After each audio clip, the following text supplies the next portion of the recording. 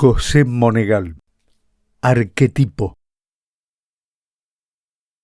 El hombre sintió dolor en la nariz y en la oreja izquierda. No era una sensación desgarradora, de esas que hacen gritar, botar y salir sin rumbo como alma que lleva el diablo. Era algo fijo, intenso, como para arrollarse y llorar por lo largo. Ese dolor lo iba sacando poco a poco de un mundo que desconocía y en el que se había metido sin saber cómo. Se vio en la necesidad imperiosa de abrir un ojo.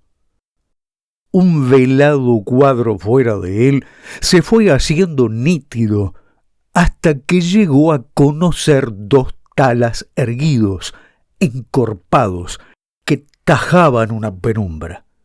Y allá, entre esa penumbra, el culebreante perfil oscuro de una cadena de cerros recortando un oriente que iba entregando sus tiernos amarillos a un luminoso rojo de llamarada.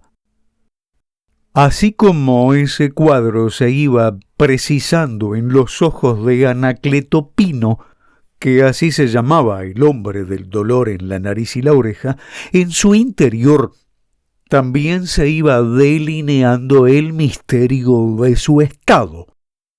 Le vino la sensación física de cuando salió, como caminando sobre un camalotal de la pulpería del negro Polonio. Luego estribó en un desaforado equilibrio y enseguida comenzó la marcha. Después de eso no sabía más nada.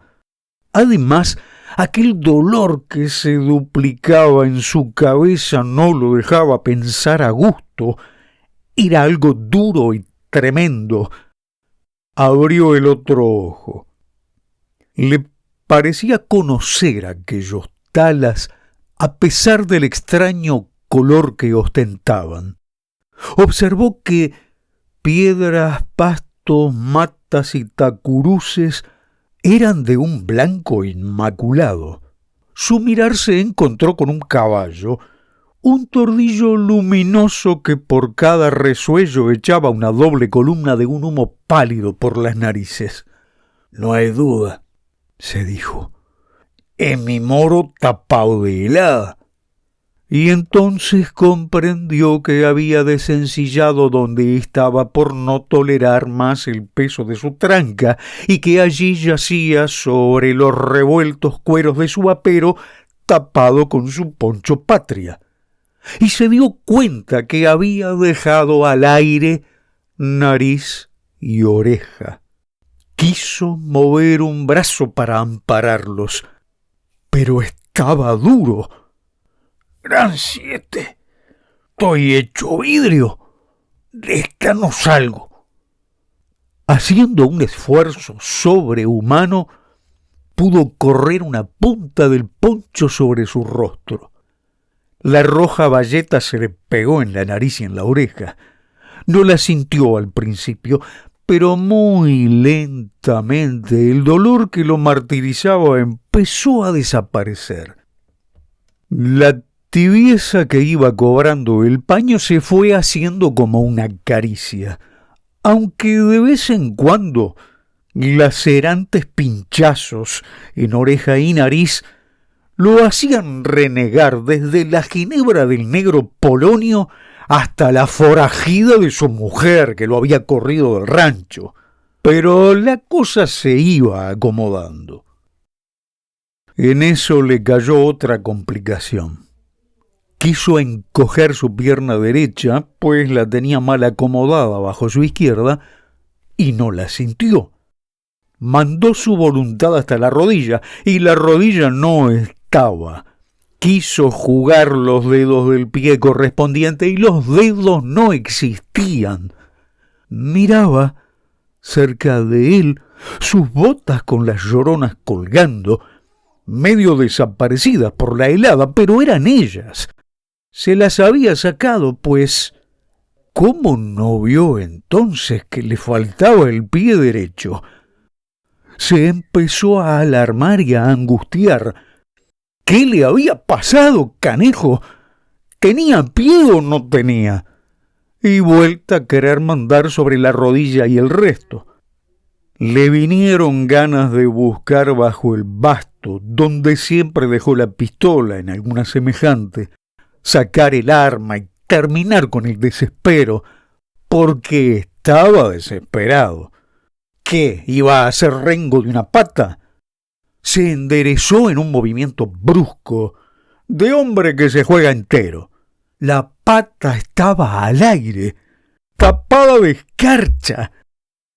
Hizo unas maniobras para tender el poncho sobre todo el largo y ancho de su cuerpo. Se arrolló como isoca que la pinchan con un palo.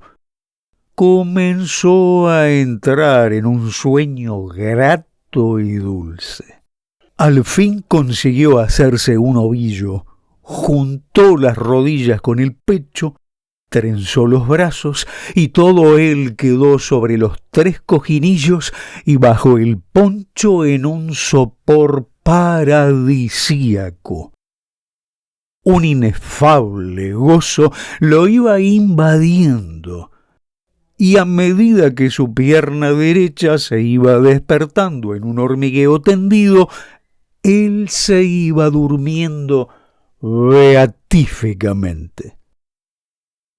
Oyó, muy veladamente, pero oyó el inconfundible concierto de los ejes de unas carretas, mezcla de alaridos y de quejas, impresionantes carcajadas y angelicales voces de esa música que a veces patina sobre los dilatados campos, entrevero de sonata y de sinfonía hecho en competencia entre Dios y el diablo.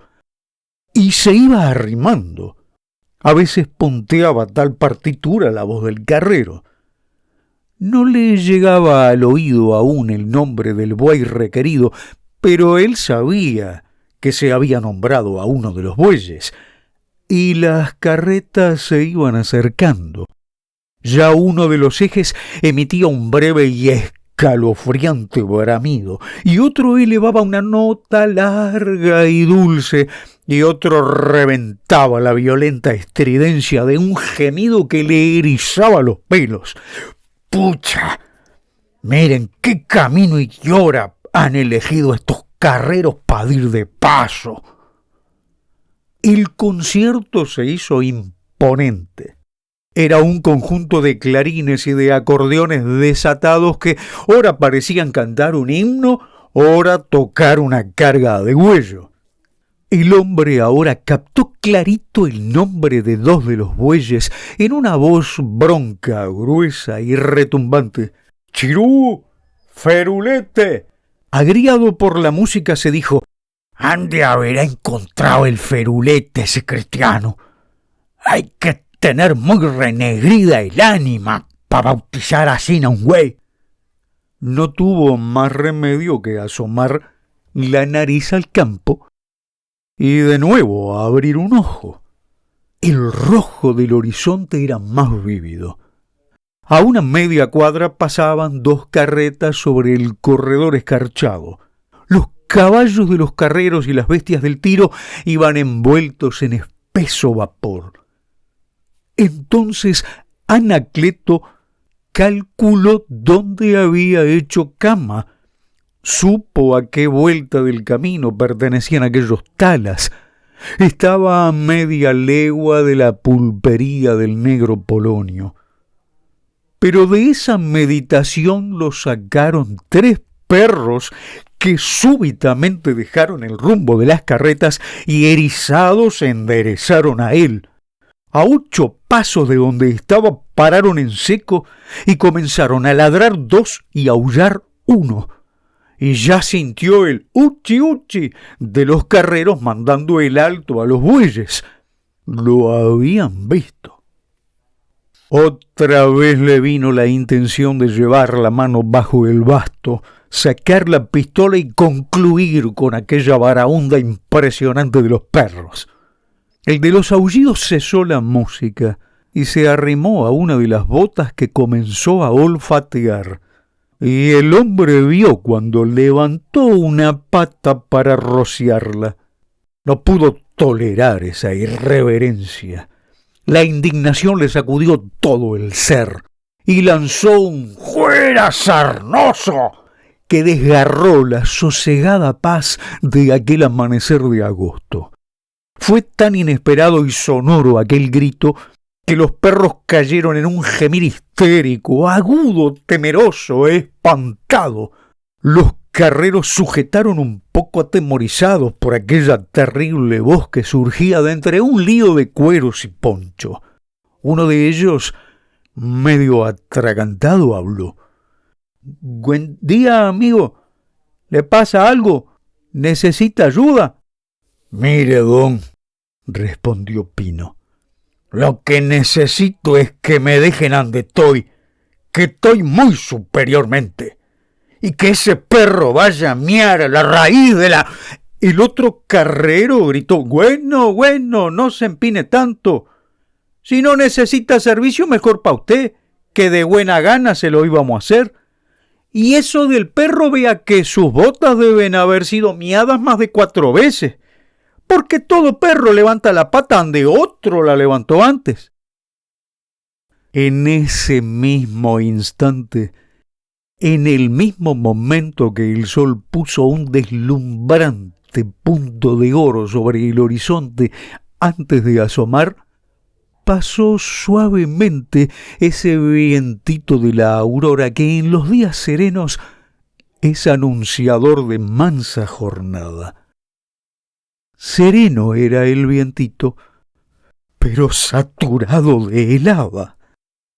Anacleto, que se había calentado bastante, lo sintió hasta cerca de los huesos.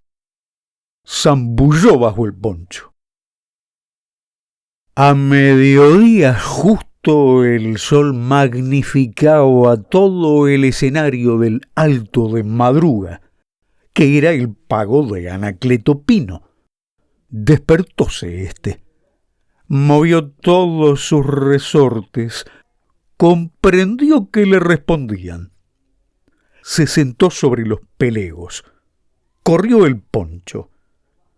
Los talas eran los talas de siempre, y su moro el moro de todos los días. Púsose de pie, se rascó a los 4 vientos, sacó de uno de los bolsillos de su bombacha los avíos de fumar. Luego se calzó las botas y ensilló el caballo. Montó y puso rumbo a la pulpería.